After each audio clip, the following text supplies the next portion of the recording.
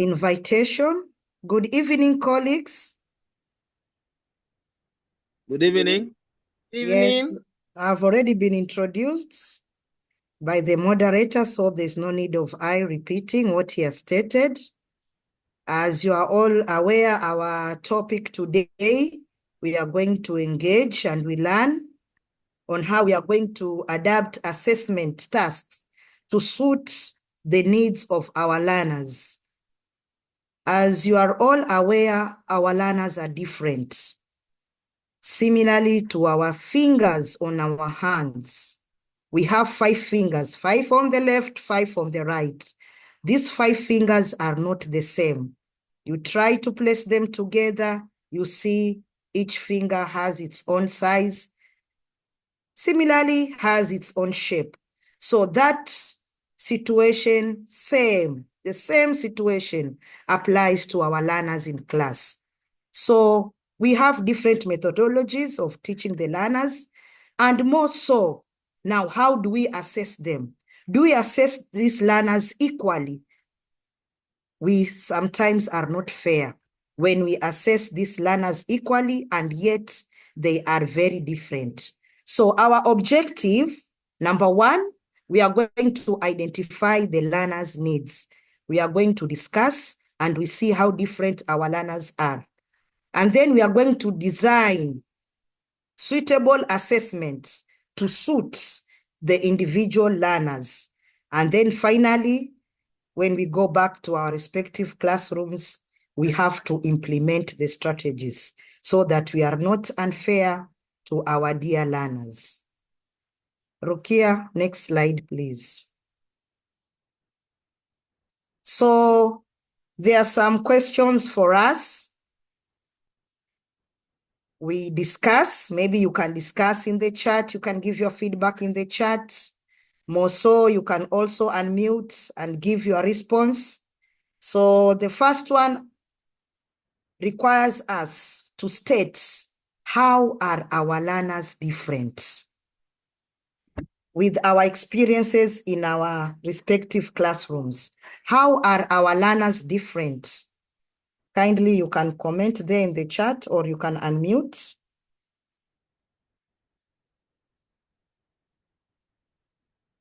Some are fast learners, which others are slow.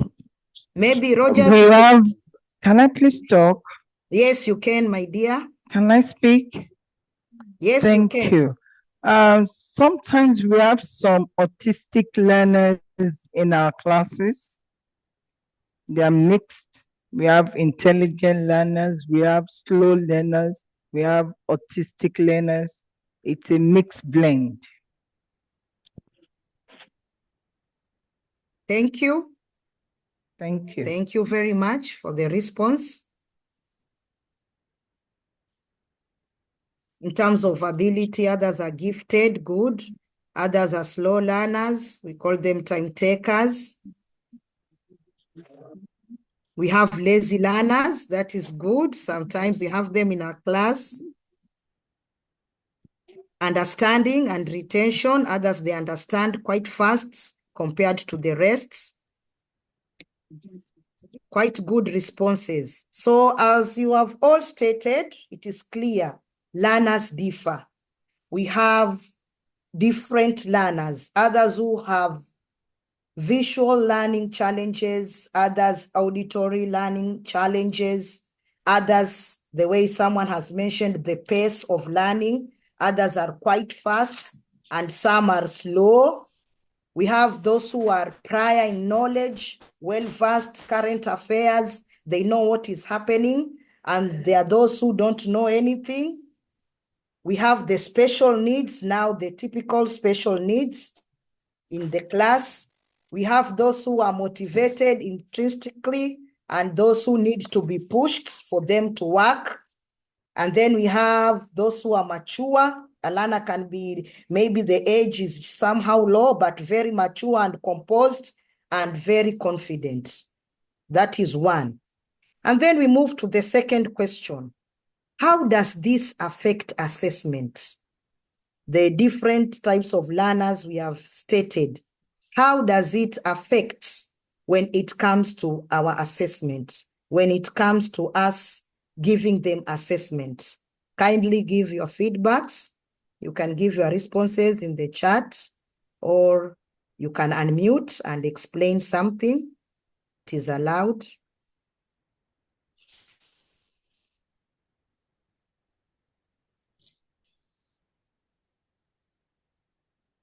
Yes, somebody has stated it may look biased. It is true towards one group or the other. You can't give them similar tasks. Yes, we shall see what we can do with those whom we cannot give them similar tasks. Good. Yes, how does the assessment now, the different capability of learners, how does it affect assessment? Hello, can I speak, please? Yes, you can. Okay, for those who are critical thinkers, it will affect assessment if you don't give them questions that will make them think.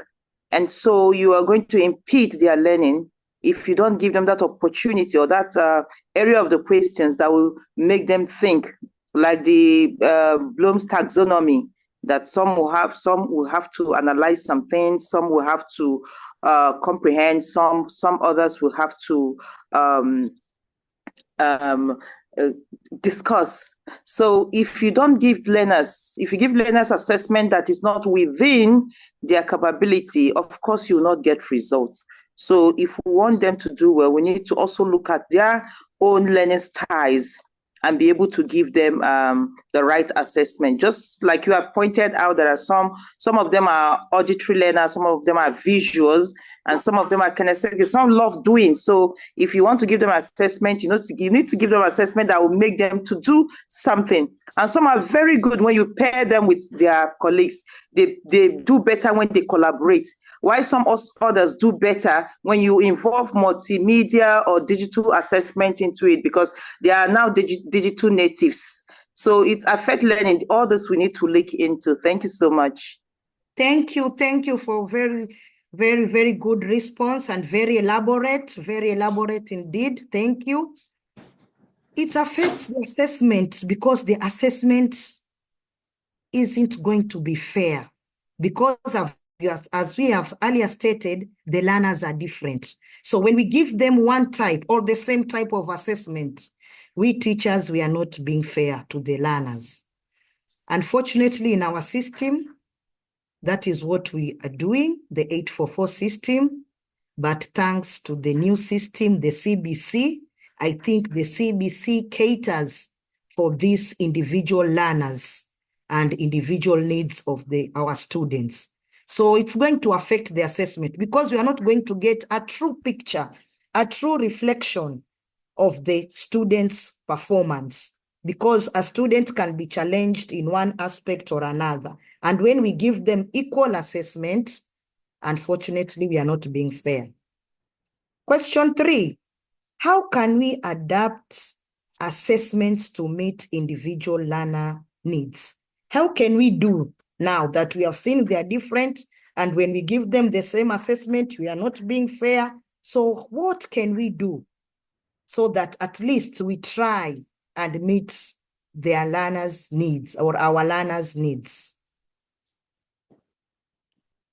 Maybe you can unmute and give us a response, or you can just give your response in the chat. It is acceptable. Okay, maybe I'll just come in again. Yes, you are most welcome. Okay. I think what we need to do as teachers is to first and foremost plan what we want to do. Mm-hmm. And planning, that's where we get to put all the learners' need into consideration. If we don't plan, we will not be able to give the right assessment. And if we don't get to know who our learners are, of course, we will not give the right assessment. I think the bottom line there is for us to plan, because it is in the planning that we get to adapt the right assessment for individual needs. So that's, like you have said, so that we can give a true picture of what that child or that learner can really achieve. Thank you. Good. There's one response I've read over there that we give the learners different. That is the word. Because the learners themselves are different. So we give them different tasks. we create a flexible and a personalized approach when we are giving the assessment. This one will suit very well when we adopt the CBC in full. It is started in the lower classes, in the junior classes, but we are winding up the 844. So this topic is going to also enrich us as we continue with our system. So we give a flexible assessment that is going to be personalized. As we have identified our learners' differences, where they are good at, we give them tasks, assessments in that angle or in that field. And finally, have you ever adapted assessments to meet individual learner needs? Let us be honest, let us be frank. If so, how? If we have not, let us just be open and say, yes, in my classroom, I just give same. Whether somebody knows this or knows that, I just give the same. So let us try. No, very good. This one is open, is honest. No. Yes, good. Applied transcription during assessment. Very good. Mercy, no. Thank you for being honest.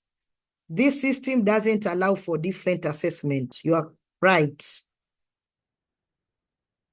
Circumstances forces me. You are right. No, it's good. So we want to see those of us who have no. It is time that we have yes. So we see the situations which we are going to use so that at least we assess our learners according to their capabilities. No, it is tricky, definitely. As we are approaching the national exam. So you see the national exam, the system, same questions, same timing, a challenge to the individual learners who have differences in their performance in class. So the system also is not favoring these learners. But thanks be to the new system, CBC, we are going to reach there.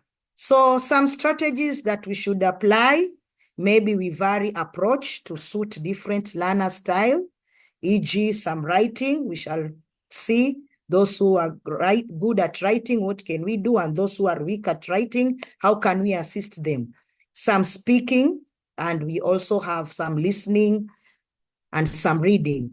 And then another strategy we can apply, we provide extra time for some if needed. I believe in the formative assessments, this one is done. But unfortunately, in the summative assessment, when the bell goes, the students are told, pens down, stand up. So there is no enough time. I was once supervising KCSE exams in a certain school, and I had a boy who was somehow challenged. He used to be slow. Very good. The principal had already informed me that even they wrote a letter to NEC that he should be given maybe some extra time compared to the rest. So NEC accepted, and during the exam, it was math paper. So math is usually 2.5 hours. So I had to add him around 15 or so minutes so that he can try and finish his work. So at that time, I was very, very much impressed by NEC because they had given that special boy. He was not visual impaired or auditory challenges, but the pace, he was somehow slow. And the principal took initiative to write to NEC, and NEC granted him that opportunity. So that way, I was very much pleased by something. But I know in most of our institutions, it does not happen. We have only the Braille students who are given Braille, and their time is different. If a paper is 2.5, maybe they are given 3 hours and extra 30 minutes. That is the summative assessment. And then we have also, you offer alternative forms of assessment. This one will suit with the CBC coming, the portfolios.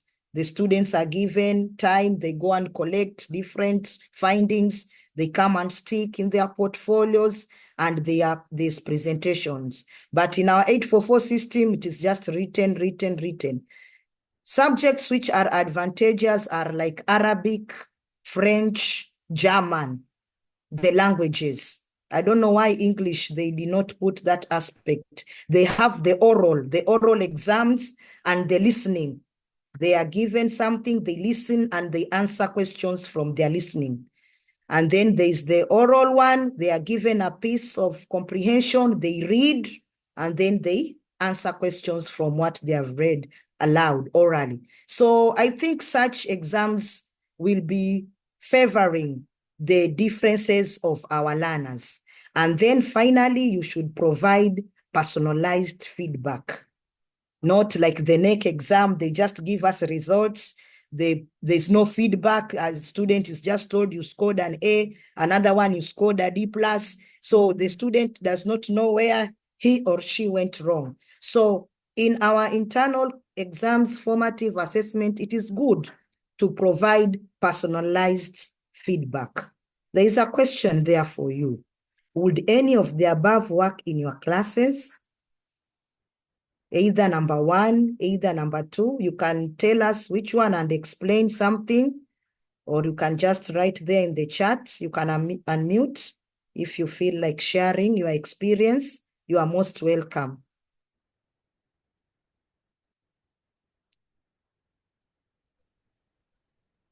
Okay, hi. Hi. Can you hear me? Yes, we can. Okay. Yes, I we think can. number 1 is suit my class because I have different style of learner. So varied approaches to suit their differences will be very good. Thank you. So number Okay. 1 works for you. Yes. Also provide extra time for some if needed. Number 2. Because different learners have different speed for learning.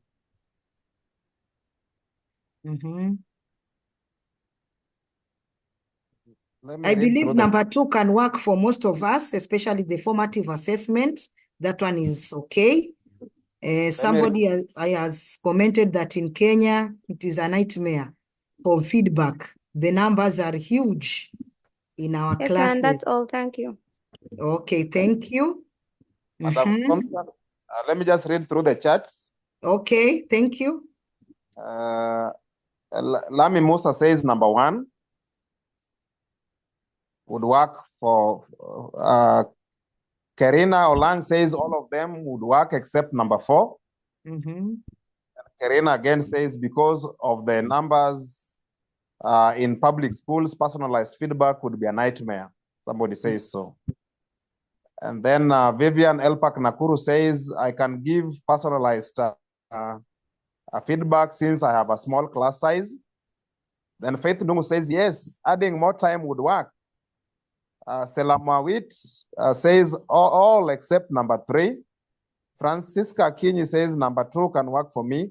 I do it. Then Elga says 1, 2, 3 can work for me except number 4. Vanessa says 2 and 3. Matthews from Elpak Siaya says number 4 would be ideal in formative assessment. Diana Kinyi says number 2 and 4. The rest are very hard because of the number of students. So we can see large classes is a real issue. To most of them. Number 2 would work perfectly for me. So large classes is a challenge. Thank you. Thank you very much, Rogers. So according to the reactions, number 4 is the challenge. So we shall see maybe those who have large classes. I don't know the CBC teachers, how they are conducting. Maybe if we have one here, he or she can guide us, because in the lower primary and the junior secondary, the CBC system, they have to give individualized feedback. So question to us, still, we have so many questions. What's my plan for the results? When you are making the assessment, now you have deferred the assessments for your individual learners. What are the plan, or what is your specific plan for the results? What do you want the results for? Or what do you want the results to do for you? Or what is your plan for the results? Kindly, you can share.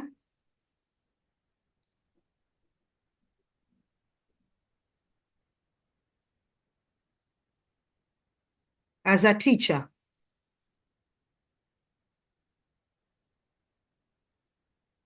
when you give an assessment, what's your plan for the results? You have given assessment, yes, you want the results. What are the results for?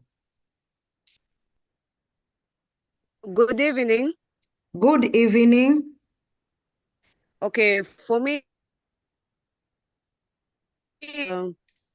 after giving an exam or an assessment for my students, the results always show me the true picture of what my students have known or they didn't understand, so that I can plan again.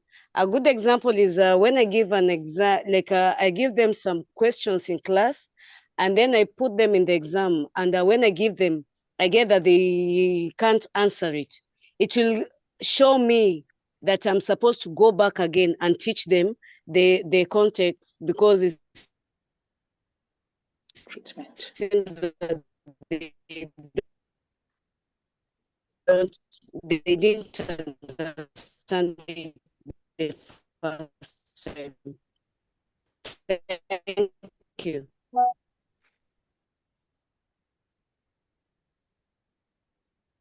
Okay, thank you. Though at the end you are breaking, we were not getting you quite well. Maybe, Rogers, you can read the charts, Yeah, the feedback. thank you, Constance. The charts here, someone says the plan is to assess whether learning has taken place. That is from Faith Ndungu. So Vincent says results help in implementation of or review of various academic programs. Arthur Otieno says plan to check the progress. That is just to plan to check the progress of content retention and application. Hawaii says, I need the results to be effective. Karina Olang says results are a feedback of what, once again, results are a feedback of what you have just been teaching, just to find out if the students get it or not and where to adjust. Maybe I read two more. Kobia says to give feedback on areas of improvement and their strength. Isaac Mwangi says helps me to reflect, just or reflect effectiveness of the delivery method. There are so many others that have. Thank you. The key words, there's feedback, there's reflection, there's you check if the learners have understood, to check if you have been effective as a teacher. All those responses are very, very much correct. Why should a teacher plan? You plan the results so that you can also assess yourself, what you have been teaching. Are you together with the learners or you are moving alone? So results are quite important. We move to the second one. Who is going to use the results? Beside you, the teacher, you check your effectiveness, you check if the learners have understood, you get proper feedback, you also check on methods of improvement. Maybe you taught something and the learners did not get the concept, so you have gotten your results. So who's going to use the results besides you, the teacher? Have parents and administration.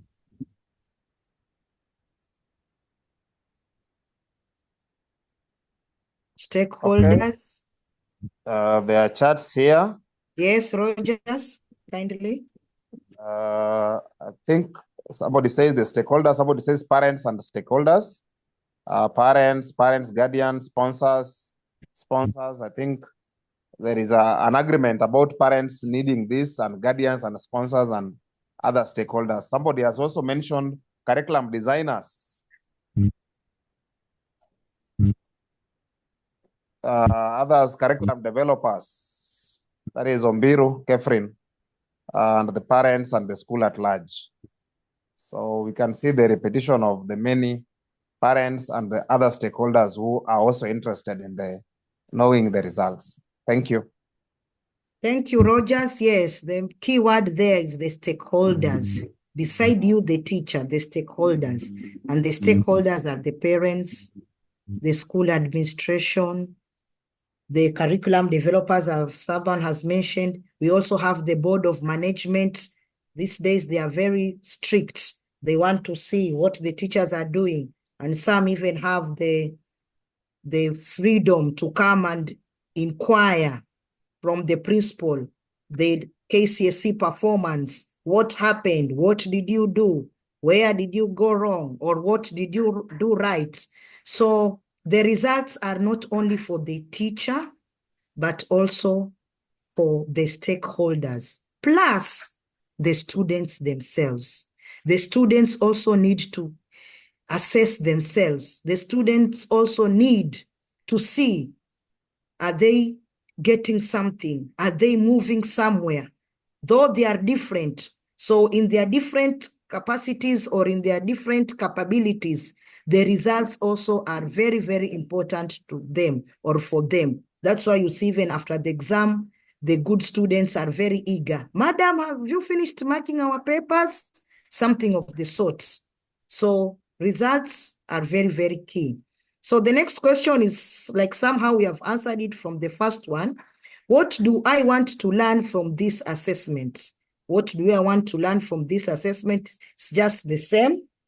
Maybe as a teacher, you get the feedback, you assess yourself, you see the understanding of the students, the content, was it well covered?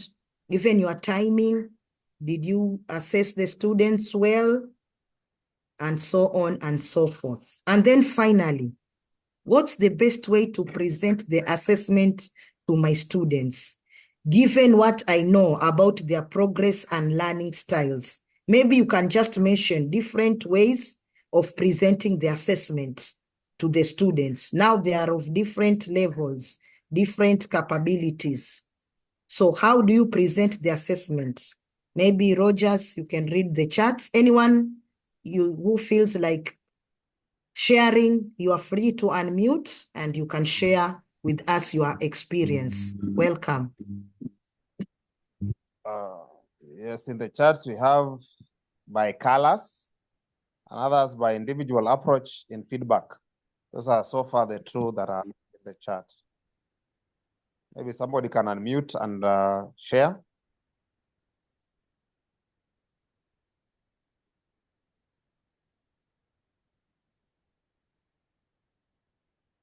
Another one says share individual. Hello.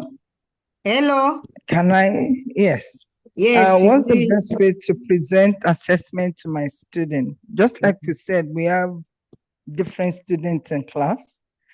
Some are good orally.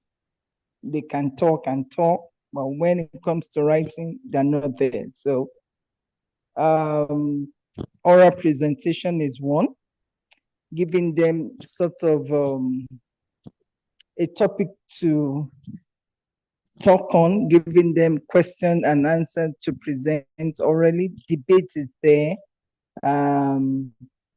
speech and things like that. So one of the ways is through oral presentation. Also writing, which is common in English. We do more of writing in English for assessment. Those are the two for now.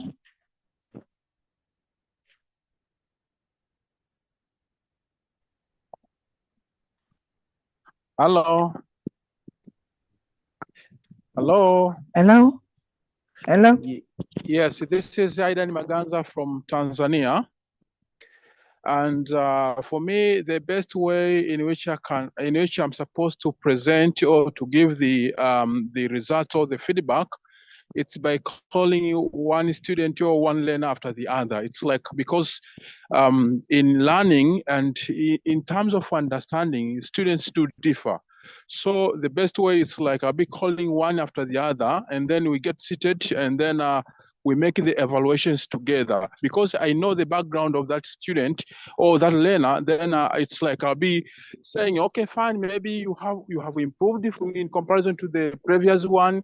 So something like that one. But to generalize in the class, it might demoralize the others. So I think the best way is like calling one after the other, and then we make a little discussions, understanding the areas of weaknesses, and for the areas where there is a strength, then I'll have to say something concerning the student or the learner particularly. So that's what I see myself.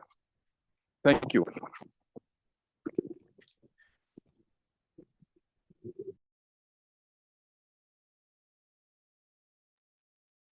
Hello, please, can I say something? Hello? Hello, can I say something? Yes, go ahead. Okay, now we have different learning styles in the class, and every child is unique. So to present the assessment, I feel I need to present in such a way that every learner will get to understand the information I'm going to present to him or her. Like some of the speakers have spoken, they said individualized feedback. For some learners, the individualized feedback is okay. But for some learners, they want to see it in a grading, or they want to see it, their assessment being graded, or they want to see it in Rubik's, that's where you have symbols to represent them. When they see it, they get to like it better. And for some visual learners, they want a visual feedback. So you can use your graph or your chart to kind of visualize their own the assessment. And then for some, they will prefer you to discuss their performance in group setting. Okay, maybe through group presentations, they want you to present them through group setting. And then for parents, of course, they want to see it in hard copy. They want to see it at home. So it depends. It depends on what's the situation that's prevalent at that particular point in time, or what you have studied the learners to prefer better. So we need to look at all this and then know the best way to present them. But of course, we know that parents want it in report cards, or they want to see it in summary, or they want you to invite them and then put things up. So thank you very much. That's my own. Thank you. That was great. Very, very encouraging, especially the last bit. It is true everywhere. The parents want to get the feedback. We call them report cards. They see how the learners have been performing. So here we have some skills, and they're asking us, how can we adapt assessments if students have? Now we go step by step. If our students have challenges in listening, which assessment techniques can we use for the ones with listening challenges? And then we shall move to speaking. We shall move to writing in general. There are those also who have a challenge in handwriting. They cannot write legibly. The teachers have a challenge. Those who mark the exam, especially the essays, they really complain that some students, you cannot read their work. And then we have those also who have challenges in reading. So how can we adapt assessments for these particular students? Spelling can be done in class, maybe formative assessment. Listening, you can also do formative. Maybe when you are reading a comprehension, you can read for them, and then you ask them questions after the comprehension. Have they grasped anything? And then speaking, they give a feedback. So how can we adapt assessments if our students have challenges in listening? Kindly, you can unmute and share, or you can also present your feedback on the chat. You can choose either the one which you feel more comfortable in, either listening, speaking, writing in general, or reading. Hello, everyone. Hello. Yes, thank you. If our student has challenges in speaking, I think to assess them, we can write out our questions. We can write out our questions maybe on the board for them as long as they can read, but they can't speak. We can write our question, let it be displayed on the board. Thank you. Thank you. Good. So we can write for them, those who have a challenge in speaking. Hello? Hello? Hello? Yes, Hello? I think, yes. Can you hear me? Yes, we can. Yes. Okay, for me, I see that I will talk on the aspect of speaking. On the aspect of speaking, for the students who are actually facing that kind of a challenge, the simplest way is like I will have to choose the topics, things that are very, very interesting to them. Then it's like I just write somewhere there, or I just write in a piece of paper and then I just give them so that they can feel the desire of speaking. Simply, I'll have to choose something of their interest, whether it's all about music or whether it's all about a certain kind of talent, something or about football, something that it's like there is in their interest, which will provoke them actually to speak. So that's what I will do personally. Thank you. Thank you. That is great. Yes. What they are interested in, what they like doing, and then it is going to trigger, yes, them to speak. Thank you. Any other? Maybe I read the charts. Yes, Rogers, go ahead. Somebody is saying for listening skills, we use a lot of audio resources. And that has been highlighted by 3 others. There are people who are saying audio visual resources for reinforcing listening skills. Use visual assessment for learners with listening challenges. For reading, we can use stories. That is from Maureen Orojo. Karina says listening assessment can be adjusted through a lot of audio resources. I think that has been highlighted. For listening, we can choose very short excerpts. Hearing, listening, face pupils when talking to them, writing key ideas and facts on chalkboard, provide written notes and assessments. That is from Margo. And then Nuru said, writes, we can use assistive technology for those with difficulties with listening, speaking, and reading, like speech to the text or text to speech softwares. There's use of pictures and teaching aids. For listening, use audio visual. So I use online platforms like Kahoot since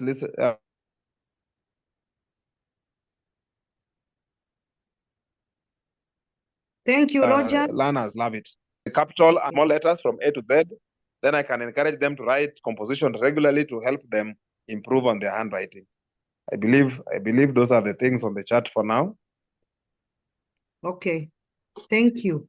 So most of you have mentioned it all. That is good. Maybe for listening, you provide written instructions, visual support, like diagrams, charts, or written prompts to support verbal information. Like Nuru has stated, assistive technology can assist those ones with listening. Maybe we have speech-to-text tools. And then we also have extension of the time. Those who have a challenge also, you give them time so that they can communicate what they want to do. And then speaking, we can also have written responses. Essays, somebody mentioned. Sorry. And then we have also visual presentations, posters. They can go and do their work and come and showcase what they have done. Recorded responses. They record those who are shy, maybe privately, where they feel less pressure, and then they come back and give us the feedback. Assistive technology also can be used for those who have speaking challenges. The group work, which has been mentioned, collaboration or presentation and discussion, they are usually more free towards their peer in regards to the teacher. So when you place them in groups and they do it without the teacher being very much keen there, they are usually free and they do it well. And then non-verbal assessments like maps, drawing projects. So that is it. And then now, what can you do as a teacher to support learners with the following disorders? We have ADHD. ADHD stands for Attention Deficit Hyperactivity Disorder. Attention Deficit Hyperactivity Disorder. These are learners who cannot stay even for 2 or 3 minutes seated at that same place. I believe some of you have encountered such learners. They like fidgeting on the seat, moving up and down. One of the learner is giving his or her responses. Before she's done, she has already shouted, cutting short, interrupting from nowhere. We have those who have dyslexia, and then we have the visual impairments, we have the hearing impairments, and then we have other disabilities. In case we have such learners in our classrooms, and I believe we do have, what do we do to support these learners? Kindly let us share our experiences. You can unmute and give us your experience, or you can give your experience through the chats. Okay, I would like to come in here. Okay. Hello? Okay, Hello? I think I have, hello, can I come in, please? Yes, you can. Okay, I think I have ADHD for a number of years in the class. They cannot sit for quite too long, and before you know it, they are done with what you have given them. So what I do is that I plan extra for them. Okay, after giving them the required assessment, once they are done, I engage them again. I engage them in such a way that they will not be tired or they will not have to distract others. And then if I've engaged them once, twice, and they still finish before others, I will tell them, I'll pair them up with, because my class is differentiated learning. I use differentiated learning a lot. So I pair them with another group and say, okay, you help them, tell them how you got this and all that. And they're always so excited to do that. And then for the second group, for the dyslexia, what I do is that, these set of learners, they do better when you involve multisensory into whatever you're going to teach them. For example, the sense of sight, the sense of feeling, the sense of touching. So when I'm planning my lessons, I make sure that all these things are involved so that it will make them do quite well during learning. And then one thing again about them is that sometimes they lack the ability to sound out words properly, and so they have poor pronunciation. So what I do in this case is to adopt this flexible learning pace, where I kind of adjust and provide opportunities for them to walk at their own pace. Okay, and working at their own pace, what keeps them on track is when I kind of involve a lot of multisensory into whatever I'm giving them. So that's how I've been able to manage them in the class. Thank you. Thank you too. Thank you too. That is great. And you have all the challenges, maybe the 3 of them. You are really trying hard to cater for all of them. That is kind of you. That is great. Any other contribution? May I come in? Raising up. Yes. Hello, may I come in? Yes, you may. Okay. My name is Samuel Okot. Thank you. I'm saying my name is Samuel Okot. I am from Kenya, and I'm a special needs education teacher. In my teaching, I've interacted with these learners, and what I can say, our teaching methods is the first thing. And then in our teaching methods, another thing that is very important is resources, materials, learning materials that we make, especially in dyslexia. There are learners that have challenge with the written language. So you'll find that they generally have problems with the language. How do you help them in that? So our materials should be the materials multisensory, approach in a way so that, for example, writing on the sand, that one kinesthetically will help them. You may find they have mirror writing, that is B and D, they have challenges in that. So they do these practices over and over again. And then visual impairment, we look at, we can use the room. We look at how we make our rooms that is better for them. So I can just say generally there are our teaching methods and then resources that we use. Thank you. Thank you, sir, for that insightful feedback. Yes, we have a challenge also with the resources and then our methods. We should be very keen, especially the dyslexia. Even maybe I share one of an experience in our school. There is a girl, apparently she's in Form 3. When she was in Form 2, she cannot read. She could not read. In fact, it was discovered by the teacher of chemistry. So all of a sudden, the teacher noticed that the girl was holding her book upside down. And then now the teacher was wondering, what's wrong with this girl? The whole of Form 1, we never noticed. We just knew that the student is a time taker. She's a slow learner. She does not understand. She's a weak student. So we just carried her the whole of Form 1 just like that. So in Form 2, the teacher of chemistry was teaching in class, and then she noticed. And then her book was somehow upside down. And then she followed her and told her, young girl, kindly, what are you doing? Can you read?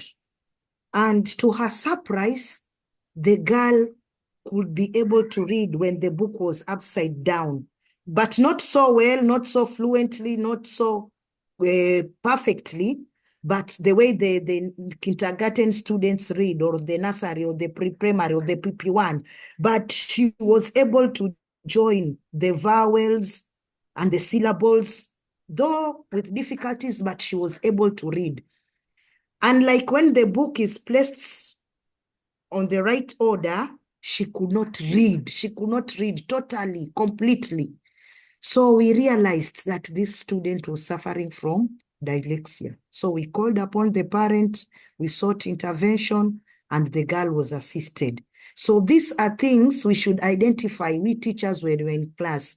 That's why we are saying individual learning, individual teaching, individual assessment. Because when we generalize, some students suffer while they are in our classrooms. Thank you. Maybe some more reactions or feedbacks or the chats. Rogers, maybe you can read.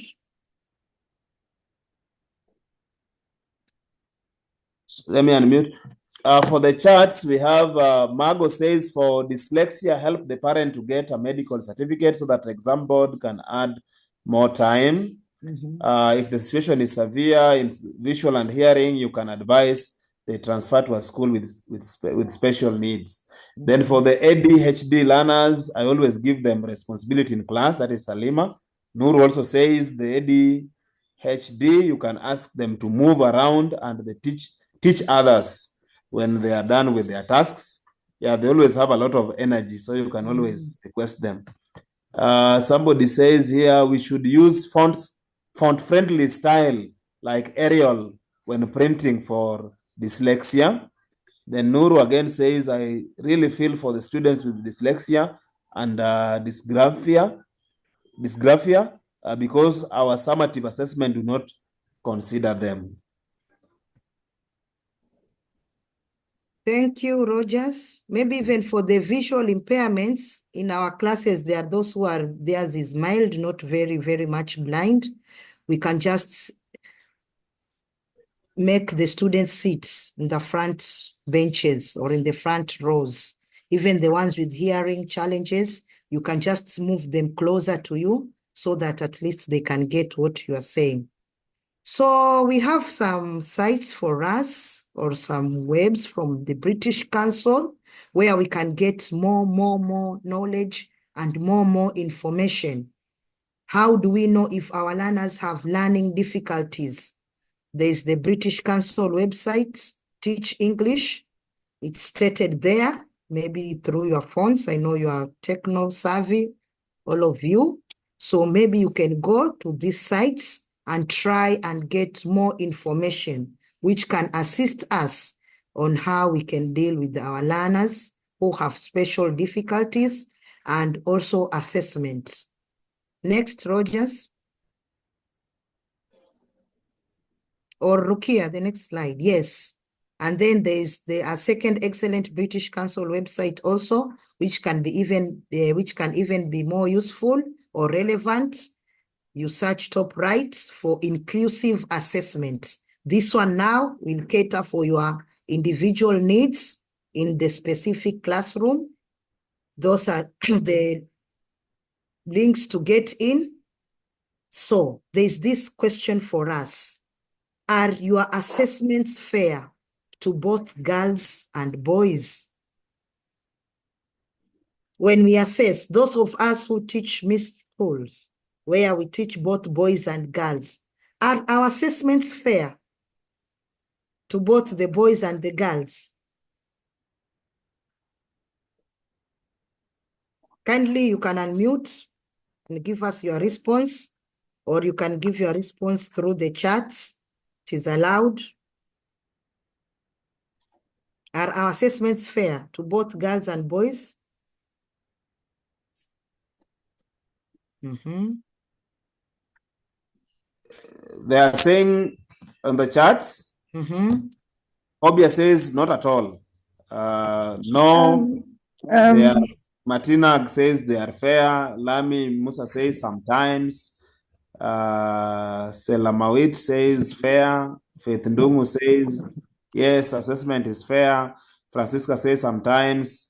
David says in most cases no. Freddy Komalo says not fair at all. Ali says yes, they are fair. So there are mixed reactions. There are those who feel they are fair. There are those who feel they are not fair. Hello? Hello. Hello. Okay. Yes. Yes. The assessment are always fair. It only happens to be unfair when we do things unprofessionally for the girls and the boys. Actually, according to the professionalism, we should treat them according to what they deserve and not otherwise. And when we come to the point of favoring, maybe let me favor girls rather than boys, then that's we are on the other side of doing things in an ethical way. So that's all. That's what I can say. Thank you. Thank you too. Okay, may I come in, please? Yes, you may. Yes, I want to say that aside even the assessment, there are a lot of things that we do in the class that are not just gender friendly. Sometimes we ask questions and then it's either we keep picking the boys to answer questions or picking the girls to answer questions. So sometimes we are not gender friendly. And even the textbooks we use in the class too are also not gender friendly, where you have illustrations, and most of the illustrations are just full of gender stereotypes, where probably the culture or our religion, sometimes we want to favor the boys more. For example, you're teaching careers now, and you see most of the careers like those in the sciences, the pictures you have there are just for the boys. What about the girls? Are we not really getting them to the background? So our assessment in the class too, sometimes, as I say, sometimes we get carried away with what is already in the system, and then we get to undermine the girls. But in the recent, we should make our assessment equal, so that every child will count and every assessment will count. Thank you. Thank you very much. In fact, that is very true indeed. As you have stated, yes, even in the textbooks, the pictures presented there, if it is something mechanic or science oriented, you see the boys being taken photos. And if it's cooking maybe or washing, you see the photos are for girls. That's not fair. What boys can do, the girls can do as well. Hello, can I also contribute? Yes, you can Hello. contribute. All right, thank you.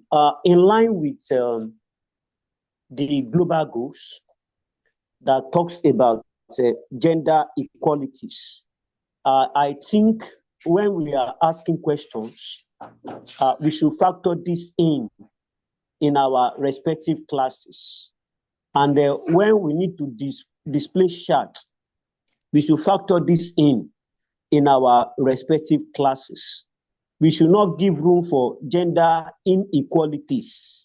We should not make any gender feel that they have one specific advantage over the other, which confers supremacy onto them. So we should be gender balanced. We should be gender sensitive in our presentation in our respective classes. Thank you for having me. Thank you too for that response and feedback. Yes, we should be gender sensitive. Very, very, very much important. So how can we use technology to help adapt assessments? All of us are well versed with ChatGPT. There's the artificial intelligence. You can use it. Apps.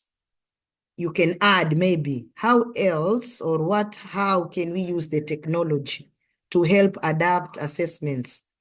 I had somebody mentioning Kahoot. Maybe Kahoot, it's a way of testing, though it has the multiple choice aspect. You can use it. Welcome. Yes. Can I please come in to say something on that? Yes, you can.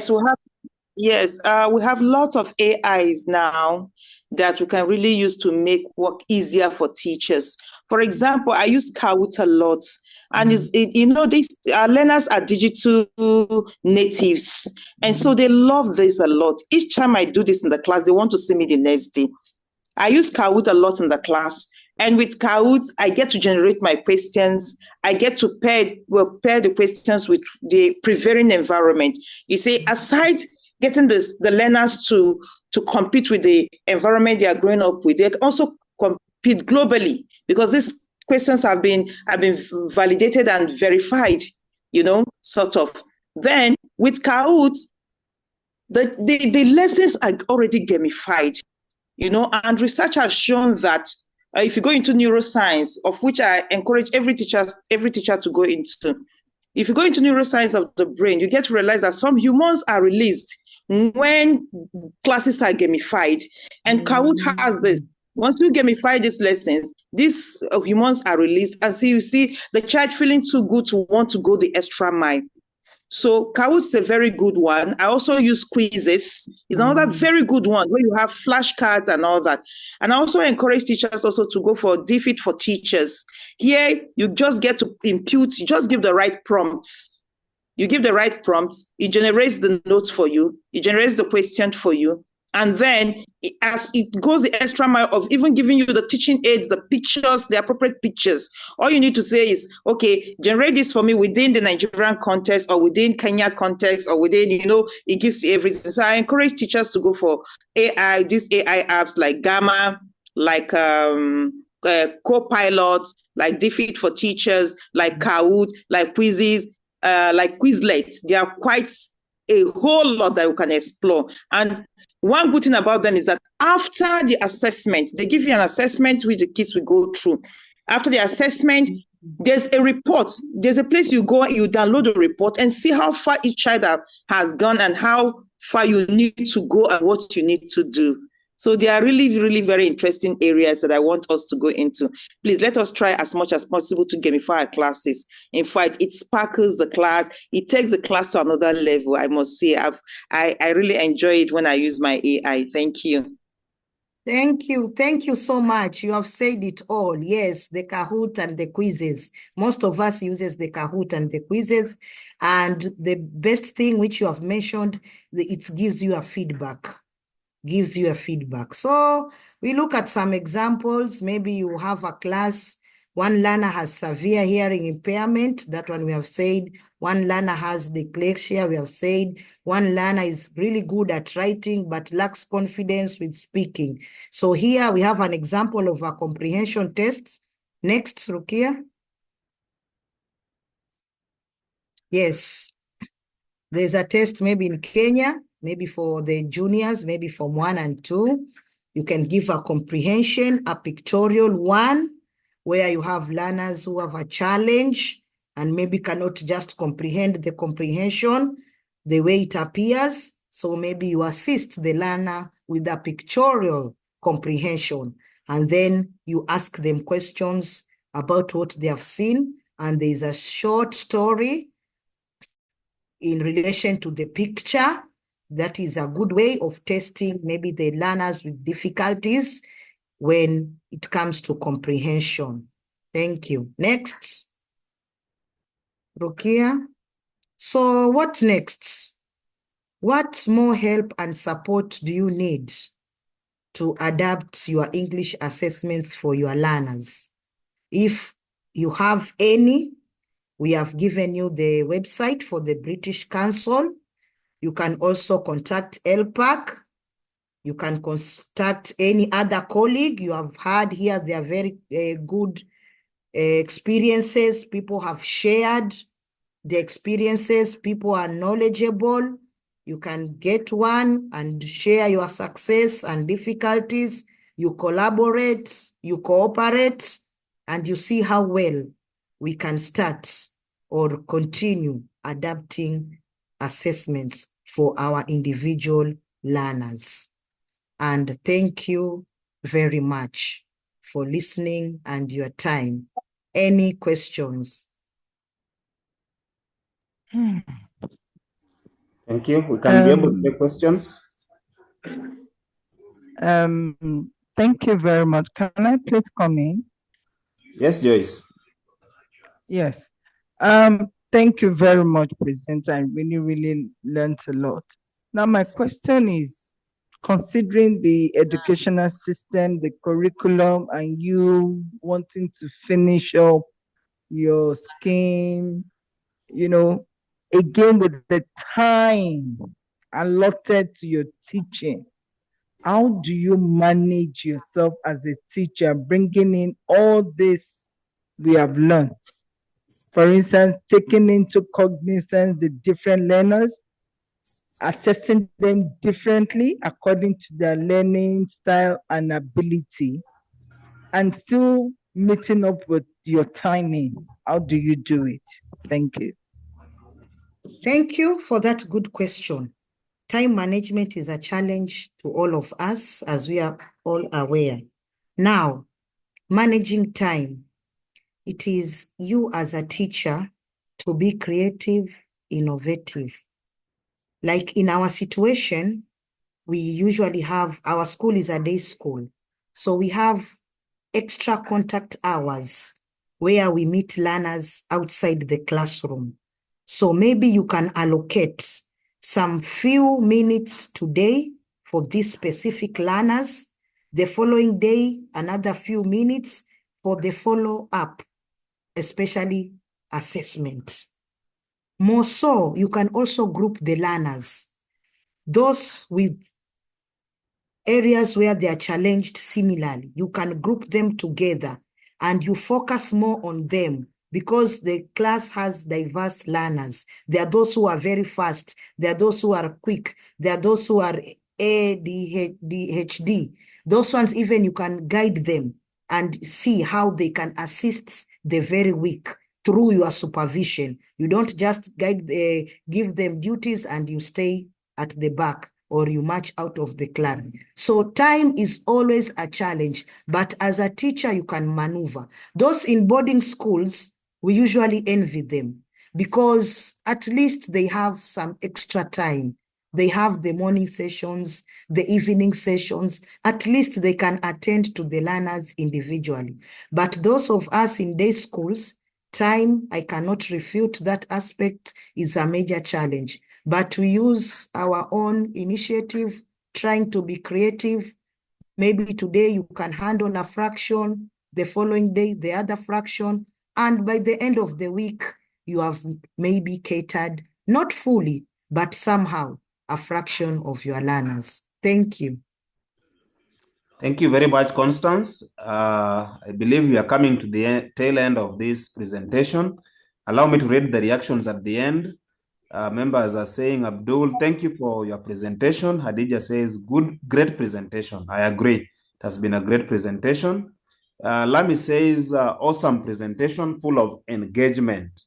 And I also agree that we have been engaged throughout. Juliet says, thank you for your presentation, a very informative session. Anelta, that is Afonso, my friend from Angola, says, it's been very interesting. Nancy Okeo says, very informative session. I have learned a lot. Thank you. Thank you very much, Constance. From my end, I believe it has been really, really informative. I would have read all these, the great presentation. Someone is requesting that the recording should be shared. I believe it shall be shared.